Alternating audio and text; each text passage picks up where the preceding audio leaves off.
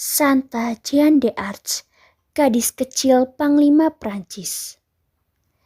Santa Jeanne d'Arc adalah pelindung kaum remaja, terutama remaja yang sedang menghadapi masalah dan saat-saat sulit. Teladan keberaniannya memberi semangat bagi kita untuk terus berjuang pantang mundur. Jeanne d'Arc dilahirkan pada tanggal 16 Januari 1412 di Domremy, Prancis. Ayahnya bernama Jacques d'Arc dan ibunya Isabelle Romy. Jeanne seorang anak gembala yang lembut dan baik hati. Seperti anak-anak perempuan lain pada masa itu, Jeanne tidak bersekolah dan tidak dapat membaca dan menulis.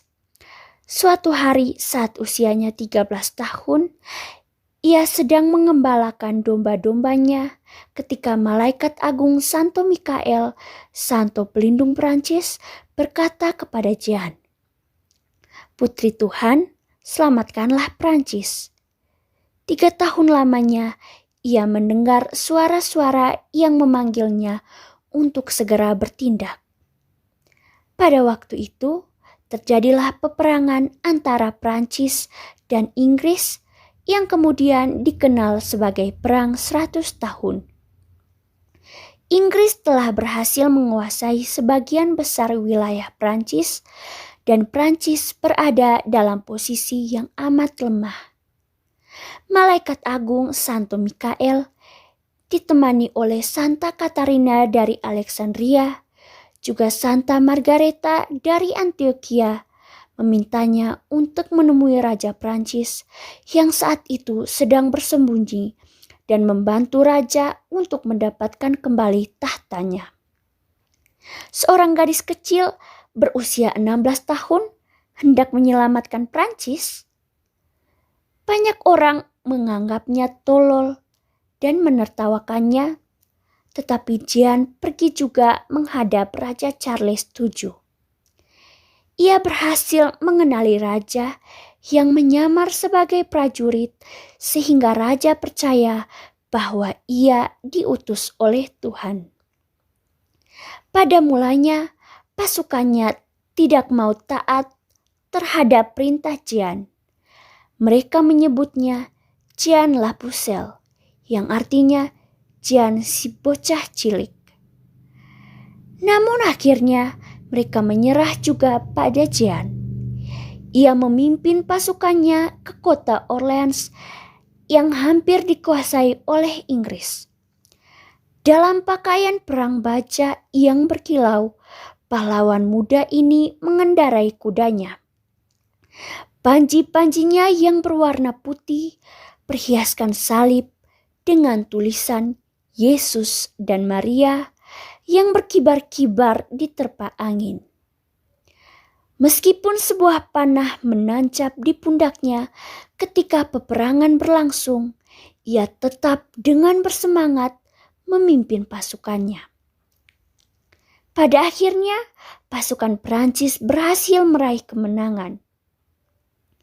Perintah-perintah perangnya sangat cemerlang sehingga pasukannya selalu menang, dan pada bulan Juli 1429 berhasil mengantarkan Raja Charles VII menduduki tahta kerajaan. Pada saat itulah suara malaikat Mikael mengatakan bahwa misinya telah usai. Namun raja serta para jenderal memaksa Jeanne agar tetap memegang kendali militer. Dalam suatu peperangan, Jeanne dikhianati dan ditangkap oleh kaum Burgundy, lalu dijual ke pihak Inggris seharga 10.000 francs. Ia ditawan di menara Earl of Warwick selama 9 bulan. Raja Prancis hanya melakukan sedikit saja usaha untuk membebaskan Jeanne. Inggris mendakwanya berbohong mengenai suara-suara yang didengarnya, dan ia diadili secara tidak adil dengan tuduhan melakukan praktik sihir dan tahayul. Jian dinyatakan bersalah pada tanggal 30 Mei 1431. Jian dijatuhi hukuman mati, dibakar hidup-hidup di tengah pasar kota Rouen. Jian menyerukan nama Yesus, lalu mengembuskan nafas terakhirnya. 25 tahun setelah kematiannya, diadakan pengadilan ulang atas kasusnya dan Jian dinyatakan tidak bersalah. 489 tahun kemudian, tepatnya pada tanggal 16 Mei 1920, Jian dinyatakan sebagai santa oleh Paus Benediktus ke-15. Ia dinyatakan santa bukan karena patriotismenya atau keberaniannya berperang, melainkan karena kesalehan hidup dan kesetiaannya dalam melakukan kehendak Tuhan, betapapun sulit, bahkan nyaris mustahil. Santa Jeanne d'Arc diberi gelar Santa Pelindung Prancis. Pestanya dirayakan setiap tanggal 30 Mei. Bagaimana teman-teman? Menarik bukan kisah dari pahlawan kecil yang satu ini? Akhir video kali ini, marilah kita berdoa kepada Santa Jeanne d'Arc untuk meminta perlindungannya.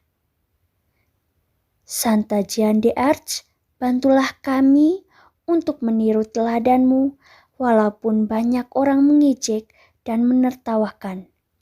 Biarlah kami maju terus, pantang menyerah untuk melaksanakan kehendak Tuhan.